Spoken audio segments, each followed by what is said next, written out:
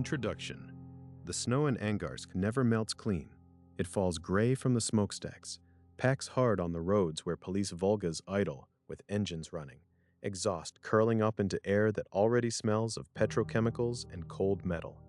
In the winter of 1992, a man in uniform began offering lifts to women who had already drunk too much. He wore the same badge that was supposed to protect them. Mikhail Popkov drove the night shift. He knew every side road that led into the trees. He knew which ones the plows never reached. He did not hunt strangers. He hunted the ones who would accept a ride from authority. The first body surfaced near the power plant in 1994. The second appeared 3 months later, posed the same way, throat opened, clothes folded beside her as though someone had taken great care with the arrangement. Investigators logged them as separate incidents. The files stayed thin because the victims had records for petty theft or public drunkenness. Nobody pressed for connections. Nobody pressed very hard at all.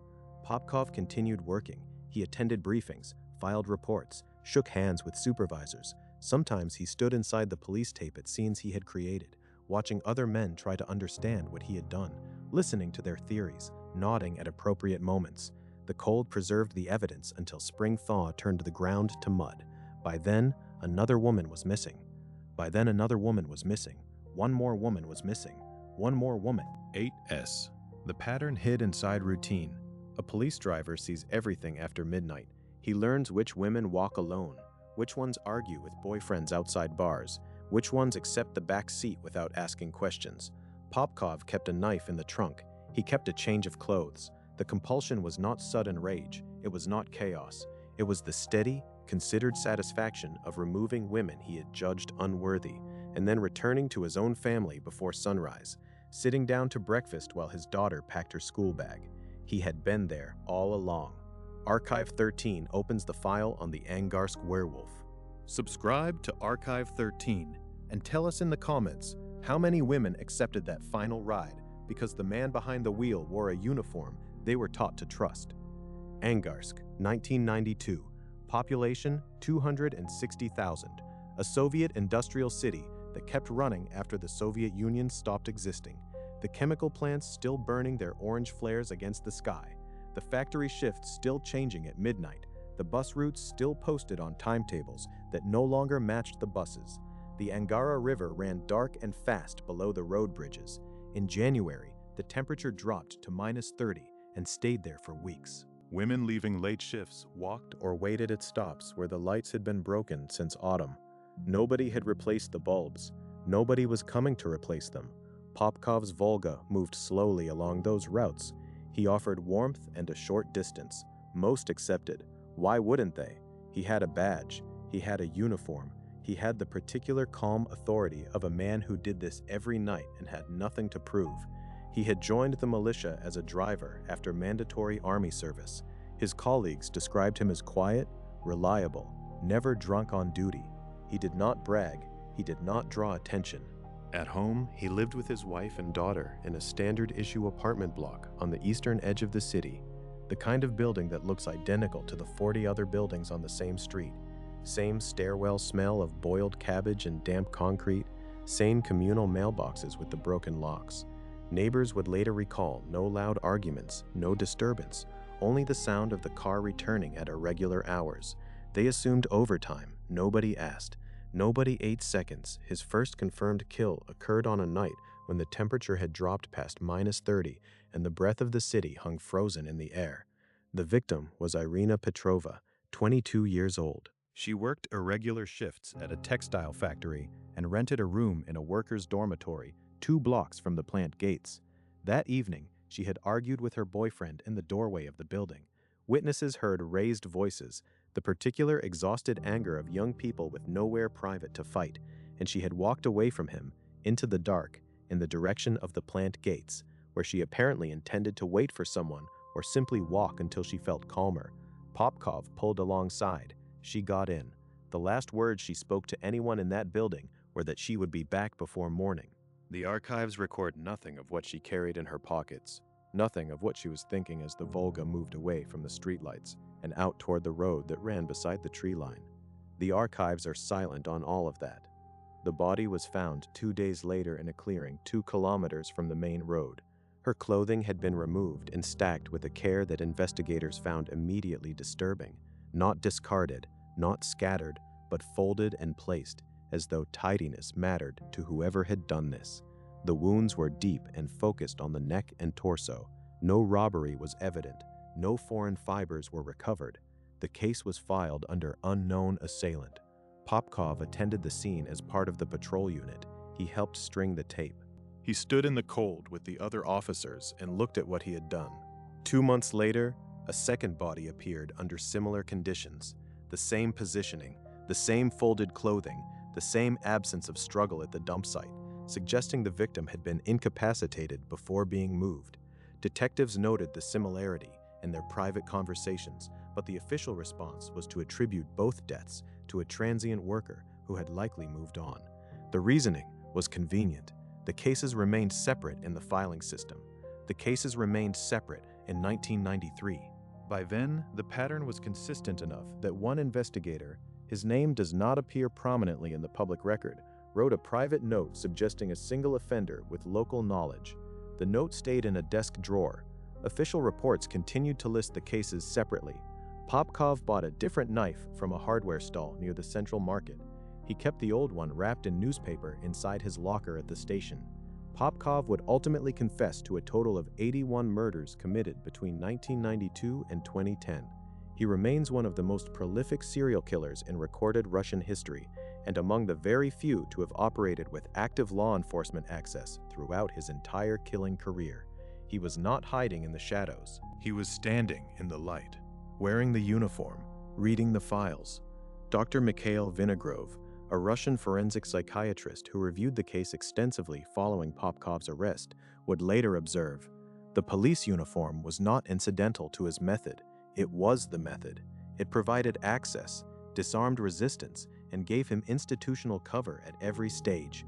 We have seen sadistic killers, and we have seen organized killers. Popkov was something more dangerous. He was a patient killer with a professional infrastructure. We have seen sadistic killers. There is a particular kind of invisibility that comes with authority, not the invisibility of the overlooked or the forgotten, something more deliberate than that. The invisibility of the expected. The man in uniform who is simply doing his job. Popkov understood this at a level that may have been conscious or may have been simply instinctive, the way a predator understands terrain. His shift partner changed every few weeks. None stayed long enough to notice the extra mileage or the occasional stop that did not appear in the log sheet. When questioned years later, former colleagues remembered only that Popkov sometimes returned with mud on the wheel wells after routine patrols. They assumed unpaved shortcuts. Nobody checked the trunk. The killings continued at intervals of 6 to 10 weeks.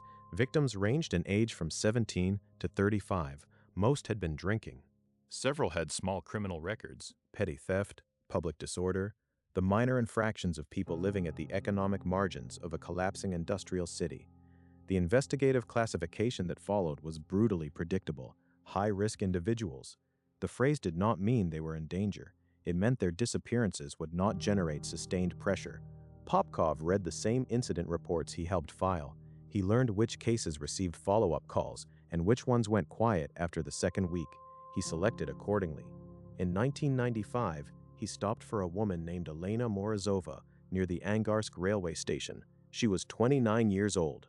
She had missed the last train and, rather than spend money she likely didn't have on an unofficial taxi, she accepted the ride. Her body was recovered 3 days later from a wooded area north of the ring road. Inside her coat pocket was a folded receipt for bread and milk, the small, specific evidence of an ordinary life. She had left 2 children with a neighbor for the evening. The neighbor later testified that Elena had promised to return within an hour. She had kissed them both before she left. The archives are silent on whether Popkov saw the receipt. By 1996, the number of similar bodies had reached double figures. The local press began using the phrase Angarsk maniac. Senior officers formed a task group, convened meetings, assigned case numbers. They theorized about an outsider, a traveling salesman, a long-haul driver, someone who passed through the city without roots. The profile of a transient offender was psychologically convenient and investigatively wrong. Popkov remained on active duty. He drove members of the task group to the latest scenes. He listened to their theories in the front seat, hands steady on the wheel, eyes on the road. He offered no opinions, myth versus reality. The prevailing assumption at the time, and one that persisted for years, was that serial killers are social outliers, loners with visible behavioral problems, men who cannot sustain employment or relationships.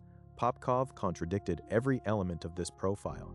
He held a stable job for nearly 2 decades. He maintained a marriage. He attended his daughter's school events. He was, by every external measure, unremarkable.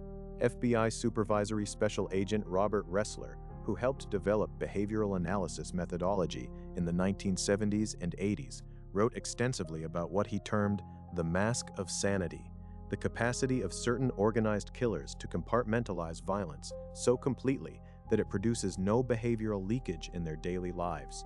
Popkov was a textbook case. The compulsion had settled into rhythm. He returned home each morning, showered in the apartment bathroom where his daughter's shampoo sat on the edge of the tub, ate breakfast at the kitchen table. The contrast between the two lives produced no visible fracture in his behavior at the station. He was punctual. He was cooperative. He was dependable. The women he killed had names. The man who killed them had a pension plan. In a city full of Volgas, one Volga stopped for the wrong woman at the wrong moment, or rather, the right moment from the perspective of what followed. In late 1997, a witness came forward. Her name does not appear in the public record. She was a woman in her mid-30s who had been walking home from a neighbor's apartment on the western edge of Angarsk when she saw a militia Volga slow to a stop beside a younger woman near the road that ran along the industrial canal. The driver climbed out briefly. He wore militia insignia. She could see the color of the car, the general shape of the uniform. She could not read the plate number in the dark. She went home. She thought about it for 3 days. Then she reported it. The information reached the task group. An investigator logged it, noted that the witness had been drinking that evening, a detail she had disclosed herself, voluntarily, because she was trying to be accurate, and filed it as low priority. The witness's honesty about her own condition was used to dismiss her account. Popkov read the statement during a routine paperwork shift. He read the time, the location, the physical description of the witness. He noted what she had and had not seen. The following week, he changed his route. He began stopping further from the industrial canal, closer to the residential districts where the streetlights were more numerous, but the witnesses were less likely to be standing outside. He had adjusted. The body count continued to rise. Each new discovery repeated the same staging with the precision of a ritual. Clothing folded, body positioned, no defensive wounds on the hands, no foreign fibers, no hair that could be matched to anyone in the existing database. Pathologists concluded the victims were likely unconscious or already dead before the final injuries were inflicted. The method had not changed. The execution had not varied. Popkov was not escalating in the disordered, fragmenting way that investigators sometimes associate with serial offenders under pressure. He was stable. He was controlled. He was comfortable. In 1998, investigators began comparing tire track impressions between dump sites.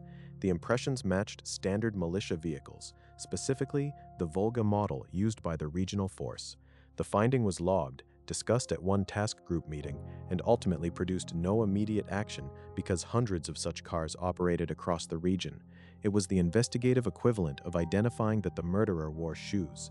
Popkov replaced the tires on his assigned Volga 2 days after the comparison was noted in the official file. He requisitioned the replacement through standard maintenance channels. The paperwork was entirely routine. Nobody flagged it. Dr. Nadezhda Kozlova, a criminologist at Irkutsk State University who later analyzed the case for an academic study on institutional blind spots in Russian law enforcement, observed the tire track finding was potentially significant, but significance requires someone to pursue it. In an investigation where the prevailing theory pointed toward an outsider, evidence pointing toward someone inside the system was not followed with the same urgency. The institutional assumption protected him. The case of Demerko Sagnicio was not followed with the same urgency. The institutional assumption protected him. J was also the R8S. The question that haunted the archives, and that would continue to haunt them for another decade, was not merely how many additional victims existed whose bodies were never recovered. It was simpler and more terrible than that. How many times had the answer been sitting at the table, attending the briefings, reading the files? At the time of his arrest in 2012, investigators were able to link Popkov to 22 murders through physical evidence and forensic matching. He subsequently confessed to far more. In 2020, he provided detailed confessions covering an additional 59 killings, bringing the confirmed total to 81 victims across an 18-year period. The Investigative Committee of Russia confirmed the confessions included specific locational detail that could only have come from someone present at each scene. Popkov continued driving. He had learned the precise distance, measured not in kilometers but in minutes, in darkness, in the depth of snow between the road shoulder and the first line of trees, from any point in the city to a place where a body would not be found until the ground thawed. He had turned the geography of the city into a weapon, and the city had never noticed. Myth versus reality. Popular criminology often frames serial killers as men driven by escalating, uncontrollable urges, the idea being that the frequency increases until capture becomes inevitable. Popkov's case challenges this directly. His intervals remained relatively stable for years. He did not accelerate dramatically until the mid-2000s. He was not unraveling. He was operating. The distinction matters enormously because it explains why standard investigative timelines, which often assume the killer is moving toward exposure, failed to produce results. Popkov was not moving toward exposure. He was managing his risk the way a careful professional manages any ongoing responsibility. By 1999, Popkov had been killing for 7 years. 7 years of night shifts, morning showers, breakfast at the kitchen table. 7 years of standing at crime scenes and listening to colleagues theorize. 7 years of reading the files and knowing what they were missing. The mind tries to grasp that duration and finds the edges sliding away. 7 years is long enough to finish a degree, to raise a child through primary school, to watch a city change around you. Popkov had done all of those things. He had also killed somewhere between 20 and 30 women, by his own later accounting. The routine had become architecture. It held everything up. The city one was laying. He had refined his selection further. He studied the patrol logs the way a fisherman studies tidal charts, looking for the intersections of time, location, and vulnerability that produced the best conditions. Women walking alone after midnight near the Angarsk petrochemical plant during shift changes. Women at the informal taxi ranks that appeared after the last buses stopped running. Women at the station who had missed the last departure and stood on the empty platform with their bags at their feet, calculating options. He kept a separate notebook in his locker at the station. Not a diary, nothing that personal, nothing that confessional, just dates, weather conditions, the temperature, the visibility, the shift schedule for the nearest plant. It was a working document, a professional tool. His daughter was in secondary school now. She had begun asking why he sometimes came home with mud on his boots, even in dry weather. He told her the roads outside the city were always under repair. She accepted this because children accept the explanations of the parent they trust, and she trusted him. He was present. He fixed things around the apartment. He attended the meetings at her school. He was, in the vocabulary of that particular world, a good father. The rupture, when it eventually came, would not come from inside the family. It would not come from a neighbor or a colleague who finally noticed something wrong. It would come, as it often does, from a piece of forensic patience, the slow, grinding accumulation of evidence that even the most careful killer cannot entirely prevent. But that was still years away. In 1999, Popkov simply continued. The city continued. The snow continued to fall gray from the smokestacks and pack hard on the roads. The Volga moved along its routes after midnight. The task group continued to meet and discuss an outsider who did not exist. The unlucky women of Angarsk continued to walk home in the cold, and some of them, a number that would not be fully understood for another 2 decades, did not arrive.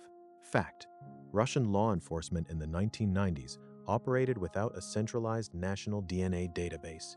Regional forensic laboratories maintained their own sample archives, which were not systematically cross-referenced.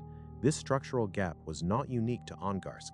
It was a nationwide condition that benefited multiple serial offenders operating during the same period, including Andrei Chikatilo, who was active in the preceding decade. The absence of digital case management infrastructure meant that pattern recognition depended entirely on individual investigators making manual comparisons across separate filing systems. FBI profiler John Douglas, whose work on organized versus disorganized killer typologies became foundational to behavioral analysis, noted in his research that law enforcement agencies most vulnerable to long-term serial offender activity are those where institutional communication is fragmented and where high-risk victim populations receive systematically lower investigative priority. Angarsk in the 1990s met both criteria precisely. She almost didn't survive to report it. In early 2000, a woman named Tatiana Kolesnichenko, 31 years old, a nurse working irregular shifts at the Angarsk City Hospital, accepted a ride from a militia driver outside the hospital's east entrance. She had finished a double shift and her feet hurt, and it was minus 22 degrees. The driver showed her his identification card before she got in, a detail she noted because it seemed professional, reassuring, the gesture of someone with nothing to hide. Something changed inside the car. She did not describe it later in specific terms. She said the air changed. She said his hands moved in a way that made her understand. She threw open the door at a junction where the car slowed and she ran. She ran across a patch of waste ground between two factory outbuildings, and she did not stop until she reached a lit doorway. She survived. The report she filed reached the same task group that had received the 1997 witness statement. It described a militia driver, a Volga, an identification card, a physical description of a heavy-set man in his 30s with close-cropped hair and a steady, quiet manner. It was specific. It was credible. It came from a woman with a professional job, a clear head, and no record of any kind. Popkov was assigned to conduct the supplemental re-interview. He sat across from Tatiana Kolesnichenko in a room at the station. He had a notepad and a pen. He asked the questions an investigator asks. He filed a supplemental report stating that the witness, upon further questioning, had appeared confused about certain details and that her account showed inconsistencies possibly attributable to the stress of her work schedule and, the word appears in the archived document, possible alcohol consumption, though Tatiana Kolesnichenko had not been drinking and had said so clearly. The file was closed. The file was closed. The administrative closing of that case is one of the most disturbing elements in the entire record, Dr. Kozlova wrote in her subsequent analysis. A credible witness, an identifiable suspect profile, a direct near-miss encounter, and the individual with the greatest personal interest in suppressing the investigation was the one tasked with conducting it. This is not an oversight. This is a systems failure of the first order, myth versus reality. The assumption built into most investigative protocols is that a colleague cannot be a viable suspect, that proximity to the investigation itself constitutes a kind of alibi. The reasoning goes, why would a guilty man stay close to the inquiry? The answer, which Popkov's case demonstrates with terrible clarity, is that staying close to the inquiry is the most effective form of protection available. Access to files means access to what investigators know and do not know. Access to witnesses means access to the ability to neutralize testimony. The uniform was not just how he found his victims, it was how he stayed free. Tatiana Kolesnichenko left Angarsk the following year. She did not give media interviews until after Popkov's arrest in 2012. When she did, she said only that she had told the truth and been told she was wrong about it, and that she had spent years wondering about the women who had not been as fast as she was at that junction in the dark. She had looked into the same eyes. She had gotten out of the car. Most of them had not. To understand Mikhail Popkov, you have to understand the apartment, not the geography of the killing grounds, not the forest clearings or the industrial outskirts, or the spots along the canal where the snow stayed deep until April. The apartment. The one with the child's drawings on the refrigerator and the shared fence he repaired every spring and the spare room at the end of the hall with the locked door and the key that only he carried. The apartment was real. The life inside it was real. This is the part that resists comprehension. By early 2000s, Popkov's wife had taken a part-time job at a local medical clinic. She worked days, sometimes early mornings. He adjusted his off-duty hours to coincide with her shifts, which meant there were long hours when he was alone in the apartment or nominally supervising the household. Neighbors on the landing later recalled that he was the sort of man who notices things, the fence post that had shifted, the light bulb in the stairwell that needed replacing, the crack in the plaster above the mailboxes. He fixed these things without being asked. He was considered a good neighbor in the specific, undemonstrative way of people who do not want trouble and do not make any. He attended parent-teacher meetings at his daughter's school without fail. Her teachers remembered him as attentive, polite, the kind of father who asked follow-up questions and wrote things down. The spare room. Investigators who entered it after his arrest in 2012 described a space of meticulous, unsettling order. The room contained personal items connected to the crimes, a documented collection of materials that had been retained, organized, and stored with the same care that characterized the crime scenes themselves. It was a private archive, a record of what had been done, maintained with the deliberate attention of someone who intended to remember. The locked door had been 3 meters from where his daughter did her homework. Dr. Vinogradov, in his forensic assessment, described Popkov as exhibiting characteristics consistent with what the literature terms a double-life organized offender, a classification that describes individuals capable of maintaining fully functional social identities while conducting sustained criminal activity. The family is not camouflage in the cynical sense, Vinogradov wrote. For individuals of this type, the family represents a genuine psychological anchor, a separate compartment of identity that coexists with the other without apparent internal conflict. The horror, clinically speaking, is that both are real to the subject. Both were real to Popkov, the breakfast table, the locked room, both real, both his, both times 0.8 seconds. His daughter grew up in that apartment. She learned to read, learned to ride a bicycle in the courtyard below, brought home friends who ate at the kitchen table. She did not know. How could she have known? The locked room was simply a room that was locked, the way some rooms are, the way some questions in a family are simply not asked because the person asking would not survive the answer. Fact: when Popkov was arrested in 2012, his daughter was in her early 20s. She gave a single interview to the Siberian Times in 2020, following her father's second round of confessions. She said she had struggled for years to reconcile the father she had known with the facts of what he had done. She described him, in the interview, as having been a normal father. She used that word, normal. The interview is brief and clearly painful, and she has not spoken publicly since. Myth versus reality. The popular cultural image of the serial killer's home as a site of obvious disorder, dirty, isolated, visibly disturbed, is contradicted by a significant portion of the documented case record. Studies by the FBI's Behavioral Science Unit found that organized offenders, those who plan their crimes and manage evidence carefully, consistently maintain functional and often outwardly respectable domestic lives. The disorder, where it exists, is internal and invisible. The neat apartment, the repaired fence, the parent-teacher meetings, these are not performances of normality. For men like Popkov, they appear to be experienced as genuinely normal. The most dangerous man in Angarsk coached his daughter's reading comprehension and kept his trophies 3 meters away, behind a locked door, in alphabetical darkness. By 2002, Popkov had been living this doubled life for a decade. He had, by his eventual accounting, killed more than 40 women. He had been investigated, peripherally, several times. He had interviewed a witness who had nearly identified him. He had replaced his tires and changed his routes and filed supplemental reports that closed the files that came closest. He was, by every measure the system had available to it, a functioning officer in good standing. The system had no other measure. The evidence existed. That is the sentence that haunts this chapter. The evidence was real. It was physical. It was stored in labeled containers in a laboratory in Irkutsk. It simply had nowhere useful to go. Regional forensic teams had collected biological samples from multiple crime scenes as far back as 1994. They had processed them, documented them, stored them with professional care. What they did not have was a centralized DNA database against which to compare those samples.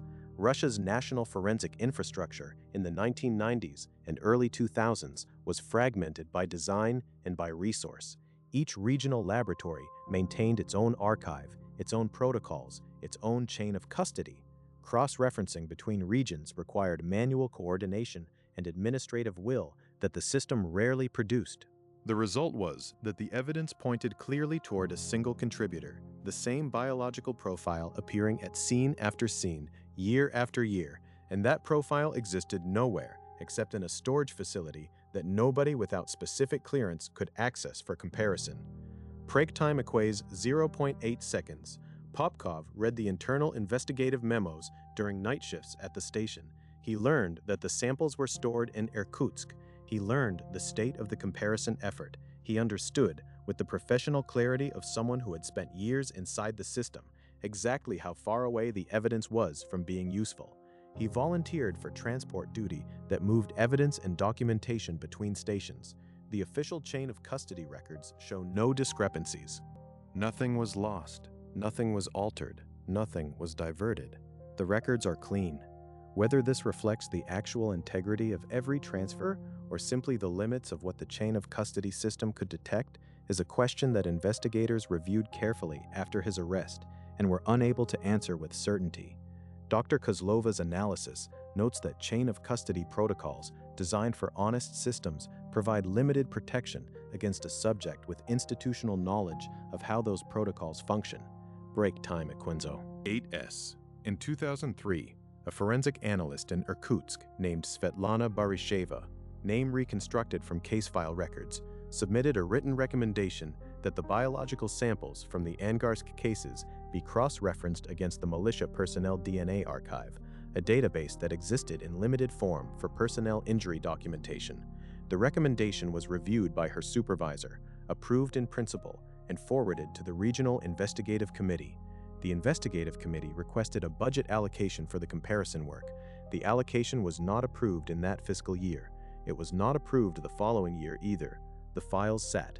The evidence sat. Popkov continued driving. Popkov continued driving. Popkov continued driving. Popkov continued driving. Popkov continued driving. Popkov continued driving. 8S/Fact.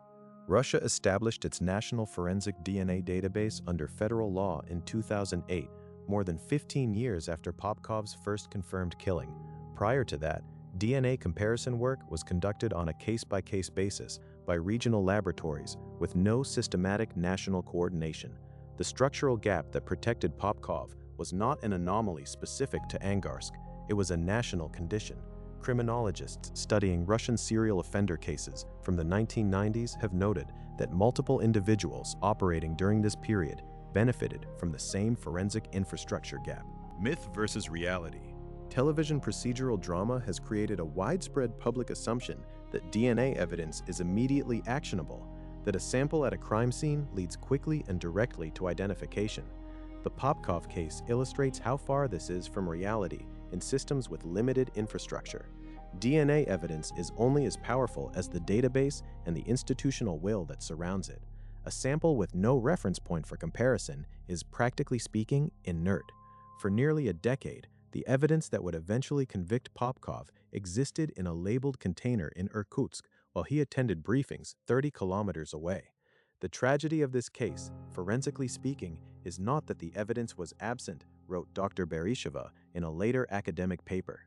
It is that the evidence was present and sufficient, and the system around it was not. We had the answer. We did not have the mechanism to ask the question. The factory closures came fast in 2001. Angarsk had been built around its industry, the petrochemical complex, the chemical synthesis plant, the network of smaller manufacturers that depended on them for contracts, and for the workers who moved between all of them. When several of the secondary facilities closed within 18 months of each other, the effect on the city was immediate and grinding.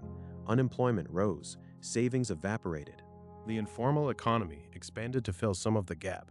Unlicensed vendors, informal cab drivers, women seeking night work at the new taxi ranks that appeared near the railway station and the remaining open plants. Popkov adjusted his routes, pre-planting a fish. The new informal taxi ranks created exactly the conditions he had spent years seeking: women alone at night, at locations not served by official transportation, in circumstances where accepting a ride from someone displaying authority carried no particular suspicion. He began passing those locations on his patrol routes. He began, according to his later confessions, carrying a spare uniform shirt in the trunk of the Volga, folded in a bag with a pair of work gloves, to change into after each incident before returning to the station. The station laundry records, reviewed by investigators after his arrest, show that Popkov submitted substantially more clothing for cleaning than any other officer on his shift during this period. The discrepancy was noted in the post-arrest review. It had not been noticed at the time because nobody had been looking. Its signif Akeda Broe submitted that the victims of this period were women navigating an economic emergency. Valentina Guseva, 26, had been laid off from the synthetic rubber plant and was working late hours at an informal market stall to cover rent. She accepted a ride from the militia Volga on a Tuesday night in late 2001 and did not return to her stall the following morning. Her body was recovered 6 weeks later from a site 10 kilometers north of the city. Anna Stepanova, 33, had been supporting 3 children on intermittent cleaning work since her husband left following the factory closures. She was last seen at the taxi rank near the railway station on a night in early 2002. Her case remained open, listed as a missing person, not a homicide, for 4 years before being linked to the broader pattern. Fact: economic instability has been identified in multiple studies as a factor that increases vulnerability to predatory violence, not because poverty creates victims, but because it concentrates the conditions: irregular hours, informal transportation, reduced social network visibility that organized predators exploit. The Angarsk economic collapse of 2001 did not cause Popkov to kill. He was already killing. It removed structural protections that had partially shielded some of his potential targets. By the end of 2002, Popkov had been active for a decade. The task group investigating the Angarsk maniac had been running intermittently for 6 years. It had produced no viable suspects. Its budget had been reviewed twice. Its membership had turned over almost entirely. The current investigators were, in most cases, working from summaries of previous summaries, institutional memory expressed as abstracts rather than direct file knowledge. Popkov knew the files better than they did. Popkov knew the autumn of 2002. A local Angarsk television channel ran a week-long investigative series on the unsolved killings. The series was well-intentioned. A journalist named Pavel Orlov had spent months piecing together the public record, the confirmed victim count, the years the cases had been open, the task group's lack of results. He had spoken to families. He had obtained comments from regional officials that amounted to careful non-statements. He had constructed, from publicly available material, a picture of institutional failure that was accurate in its outline, if necessarily incomplete in its detail. The broadcasts aired each evening at 9. The duty room at the Angarsk station had a television mounted on the wall above the coffee machine. Popkov watched the series with his colleagues. He sat in the same chairs they sat in. He drank coffee from the same machine. His colleagues, watching the broadcasts, were frustrated, defensive, and occasionally angry. They believed, most of them genuinely, that the task group was doing what could be done with what they had. They felt the television series was unfair. They discussed it in the way that professionals in any field discuss critical coverage, with the particular mixture of wounded pride and institutional loyalty that tends to close ranks rather than open files. Popkov said very little. He watched the screen.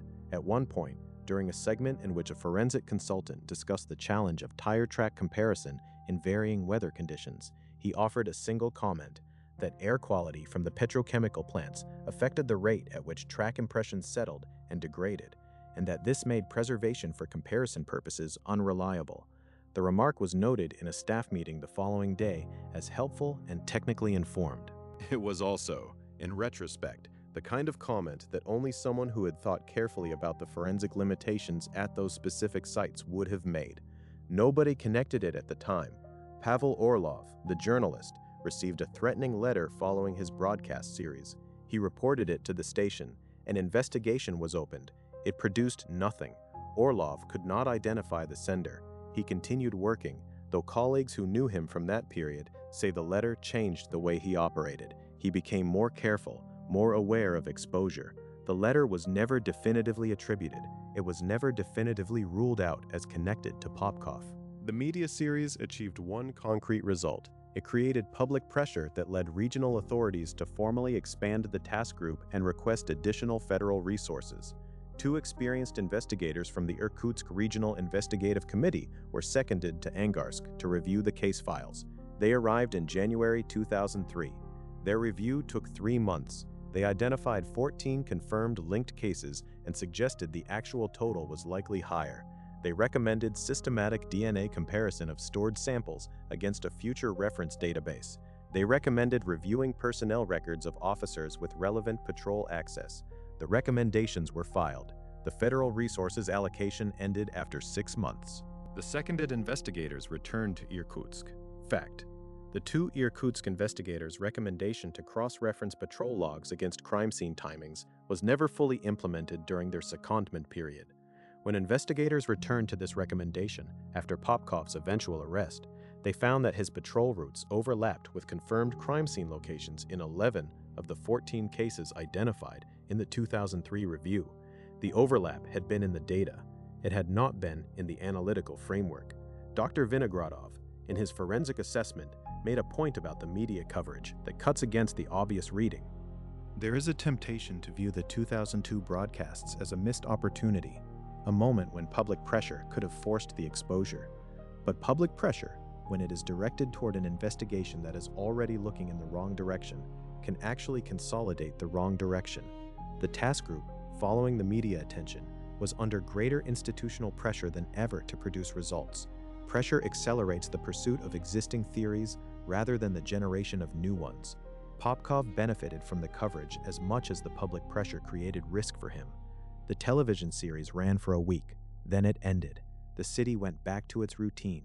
The factories still burned their flares against the winter sky. The Volga still moved along its routes after midnight.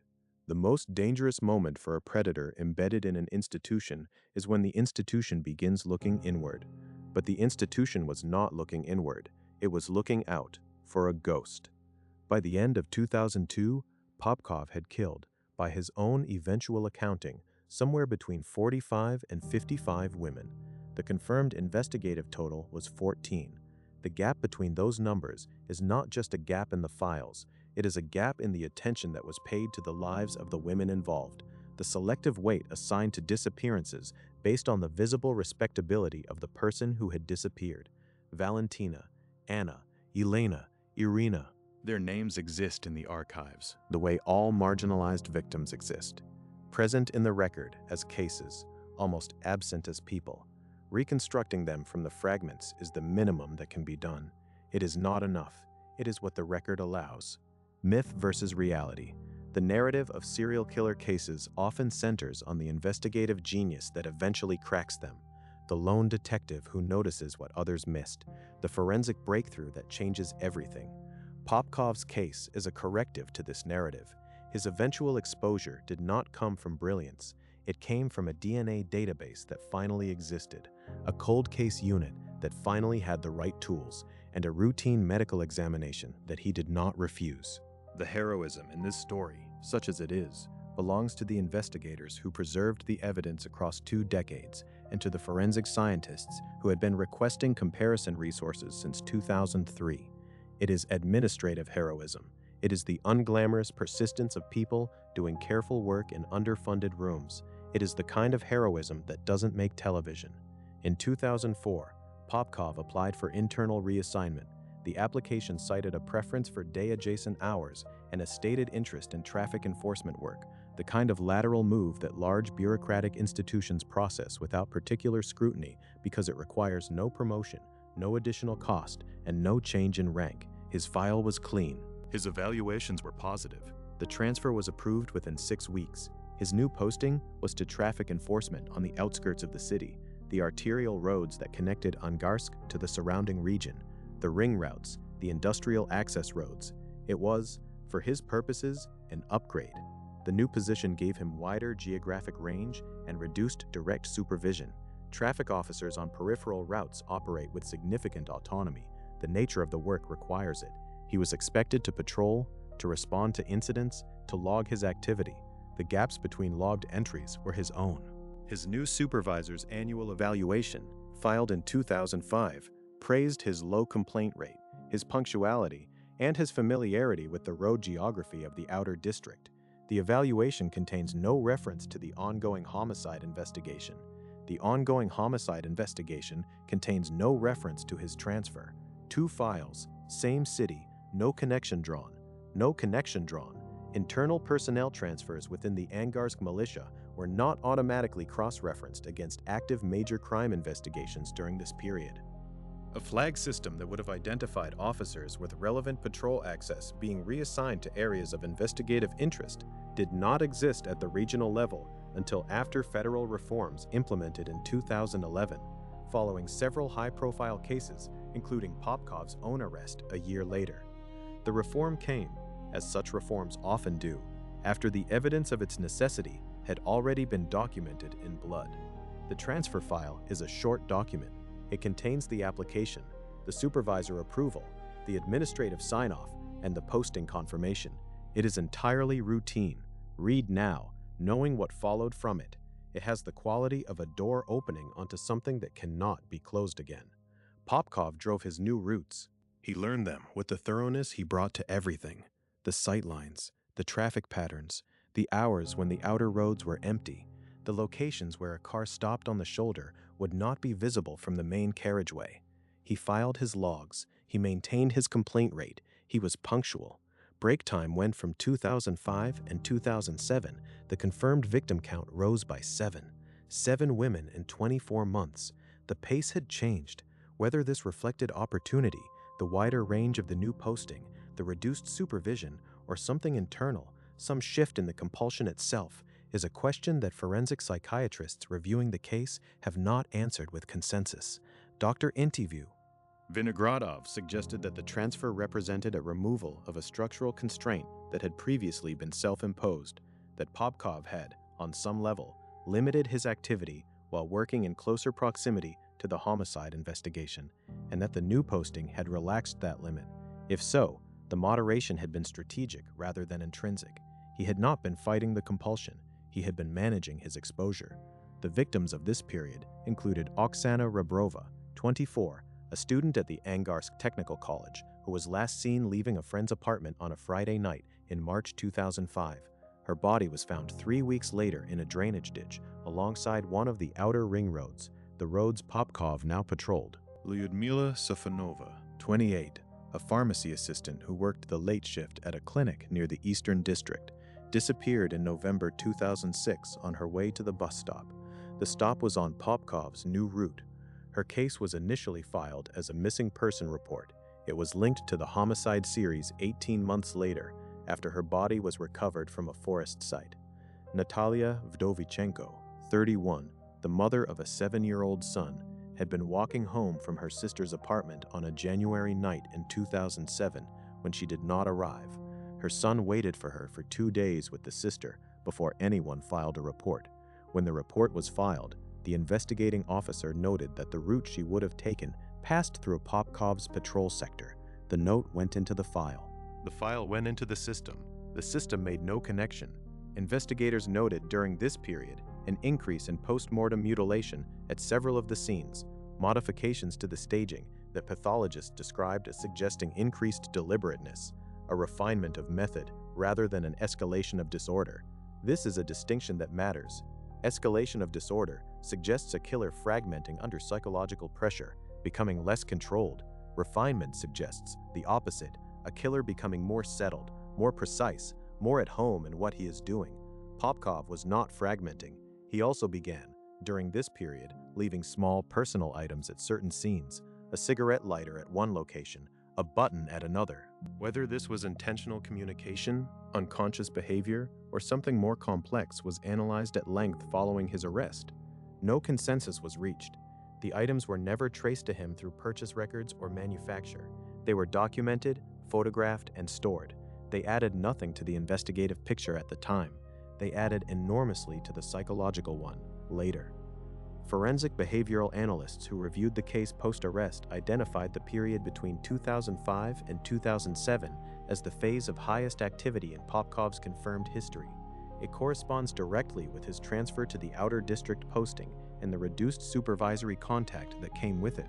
The correlation was identified in the post-arrest review within 2 weeks of investigators beginning their timeline analysis. Myth versus reality. The leaving of objects at crime scenes is often interpreted in popular criminology as a desire to be caught, a psychological cry for the intervention that the killer cannot consciously seek. The research literature does not support this interpretation as a general rule. In Popkov's case, the objects appear more consistent with what behavioral analysts term souveniring in reverse, the deposit of an object at a scene rather than the removal of one, serving a commemorative or territorial function rather than a confessional one. He was not asking to be found. He was marking where he had been. He wasn't marking where he had begun. He was marking where he had toned, created 5S. By 2009, Mikhail Popkov had accumulated the service years required for a militia pension. He submitted his retirement papers in December of that year. 2 new cases were still open and unresolved in the ongoing investigation into the Angarsk killings. His retirement application made no reference to the investigation. The investigation made no reference to his retirement application. The processes ran in parallel, in separate administrative channels, in the same building. His colleagues organized a small farewell gathering at the station. There was a cake from the bakery on the main street and a bottle of something that circulated among the officers who were off duty. Speeches were made. Popkov was described as a reliable colleague, an honest officer, a man who had served the city without complaint for nearly 2 decades. He accepted a commemorative plaque, the standard institutional thank you, the kind of object that ends up on a shelf or in a drawer, and posed for photographs with the colleagues who had worked alongside him. The photographs appeared in the regional newspaper. A brief paragraph described his service record. He retired in good standing. A brief paragraph described his service record.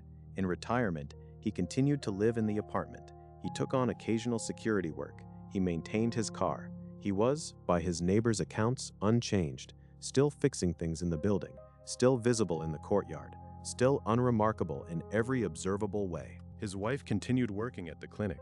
His daughter had her own life now, elsewhere in the city. The cases remained open. The task group, in reduced form, continued its work. The evidence in Irkutsk continued to sit in its labeled containers. The retirement photograph in the regional newspaper shows a heavy-set man in his mid-40s with close-cropped hair and an even expression. He is standing with 3 colleagues. He is holding the commemorative plaque. He looks like what he appeared to be, a man who has done his job for a long time and is now, without particular drama, done. Nothing in the photograph suggests what the spare room at the end of the hall contains. Fact: Popkov committed at least 2 confirmed murders after submitting his retirement papers, according to his subsequent confessions. He did not stop when the institutional cover of the uniform ended. He stopped, or rather, was stopped, only when the evidence finally reached a comparison framework that could use it.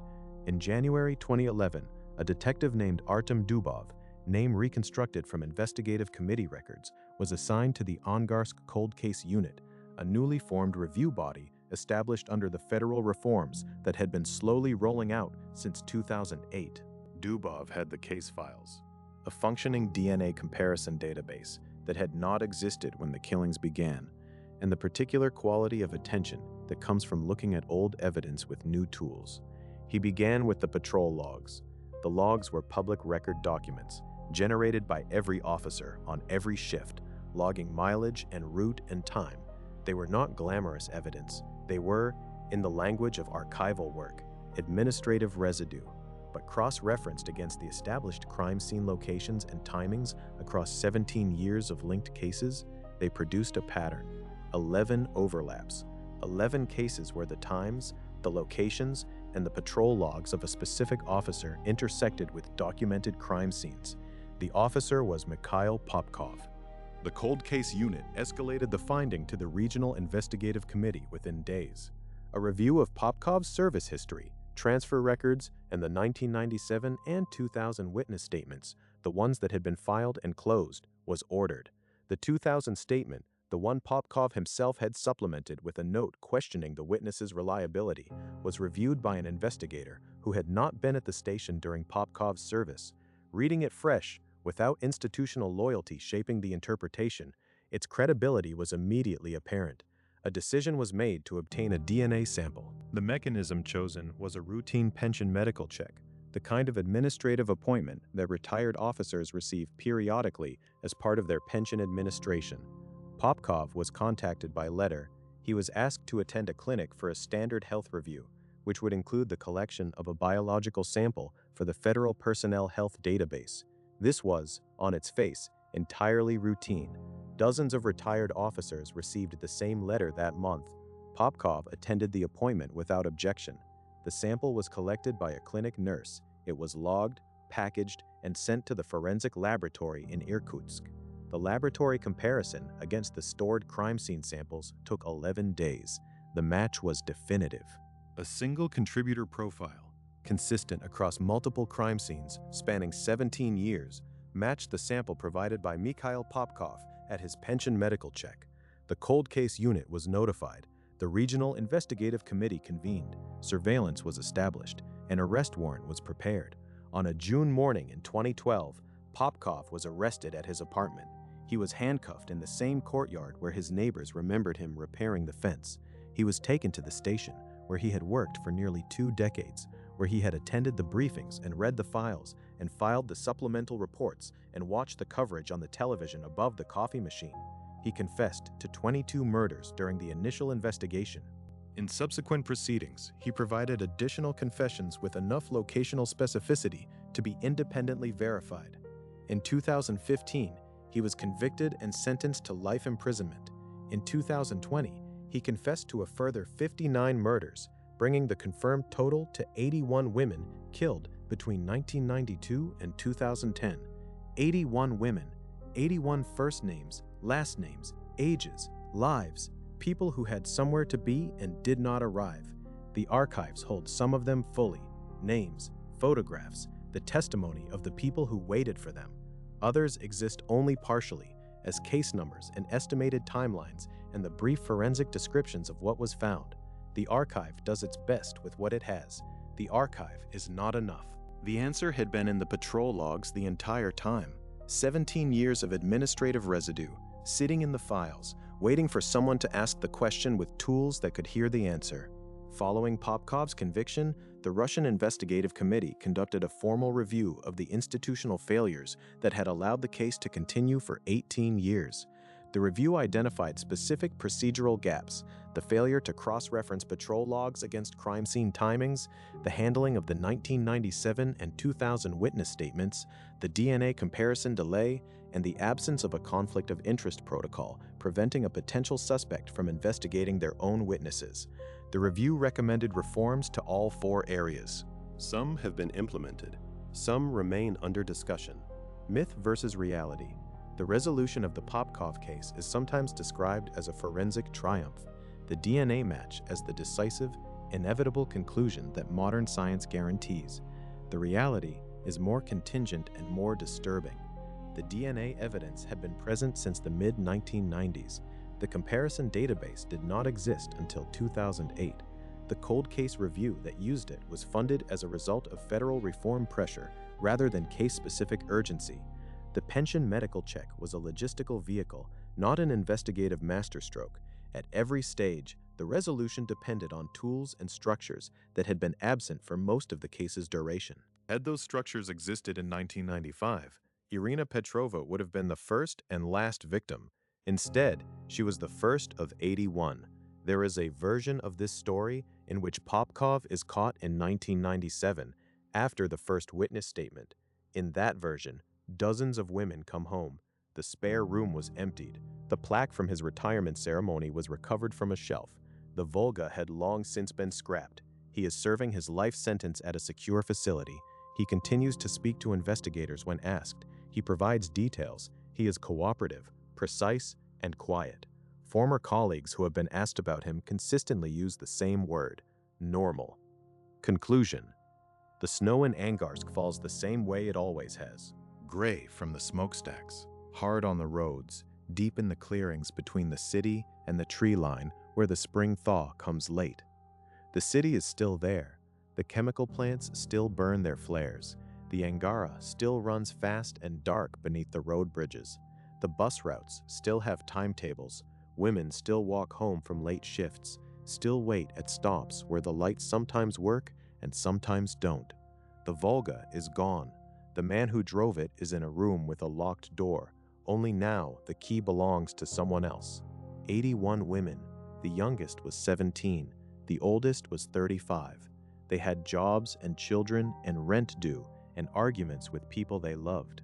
They had bread and milk receipts in their pockets and promises to be home within the hour. They had names. They had entire specific lives that the archives can only partially reconstruct, and that the people who loved them carry fully in the form that grief takes when it is permanent. They were not statistics. They were not a body count. They were not high-risk individuals, which is the administrative phrase that the system used to explain why their disappearances did not generate pressure. They were women in a city at night, and they accepted a ride from a man in a uniform because that is what the uniform was there for. That is what it meant. That is what they had been taught it meant. They were right about what it meant. They were wrong about this particular man. They were wrong about this particular man. They were marked by icy Magrag. 8S. The institutional failures are documented now. The procedural gaps have been named, and some have been addressed. The case is studied in forensic criminology programs as an example of how investigative assumptions can calcify around a convenient theory and resist revision. It is studied as an example of what happens when victim classification determines investigative priority. It is studied as an example of the mask of sanity, the double life, the organized offender who maintains his cover inside the institution that is looking for him. It is studied, and studying it does not bring anyone home. What the Popkov case leaves behind, beyond the sentences and the reforms and the academic papers, is a question that has no comfortable answer. The question is not why he did it, though that question matters. The question is how long it continued, how long the pattern was present in the data, legible to anyone who looked at the patrol logs and the crime scene timings and the tire tracks in the right order.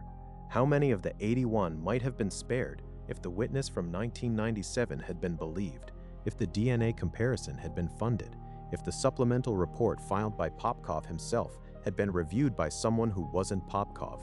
The case is closed. The case is not over. The women are still dead. The archive is still incomplete. Somewhere in the Angarsk records, there are likely names and dates that have not yet been fully connected to what happened to them. Women whose cases were filed under missing persons and never upgraded. Women whose bodies were recovered in conditions that did not permit forensic linkage. Women whose families stopped receiving answers so long ago that they stopped asking. The archive does its best. The archive is not enough. Mikhail Popkov is 63 years old. He is in a cell. He is alive. The women he killed are not. Every procedural reform that came from this case came too late for all of them, and just in time for no one we can name. That is where this file ends. That is where the silence starts. Subscribe to Archive 13 and tell us in the comments, what does it mean that the system designed to protect those women employed, promoted, and commemorated the man who was killing them for 18 years? Sources and references. 1. BBC News. Russian ex-policeman Mikhail Popkov confesses to 59 more murders. BBC Online. 2020. https://www.bbc.com/news/world-europe 513-82029. 2. Reuters. Russian former policeman sentenced to life for serial killings. Reuters Wire, January 2015. 3. The Moscow Times. Angarsk Werewolf cop admits dozens more murders. The Moscow Times, February 2020. 4. Komarsant. Dielo Angarsko Manyaka, Chronika Rasledovania. Komarsant, 2012-2015. Russian language coverage of the case investigation and trial. 5. Российская газета. Пожизненное заключение для бывшего милиционера. Российская газета, 2015. Official Russian government newspaper coverage of sentencing. 6. ТАСС. Попков признался в 59 убийствах. ТАСС State News Agency, 2020. Russian language original reporting. 7. Irkutsk Regional Court. Verdict transcripts. Case number 2-18-2020 VD. Primary legal source for conviction details and evidence summary. 8. The Guardian. Russian police officer convicted of murdering 22 women. The Guardian Online, January 2015. https://www.theguardian.com/world/2015/Jan/16/Russian-police-officer-convicted-murdering 22-women. 9. Известия. Ангарский серийный убийца. Новые детали. Известия.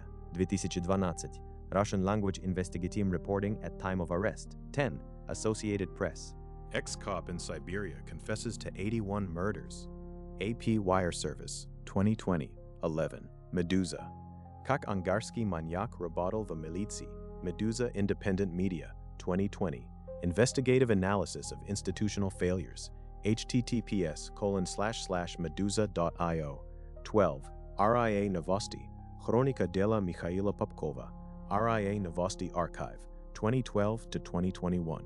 Comprehensive Timeline Reporting. 13. Siberian Times, Angarsk Maniac's daughter speaks after father's new confessions. Siberian Times, 2020, https://siberiantimes.com. 14. Federal Penitentiary Service of Russia, FSINN, Official Statement on Popkov's Sentencing and Custodial Placement, 2015.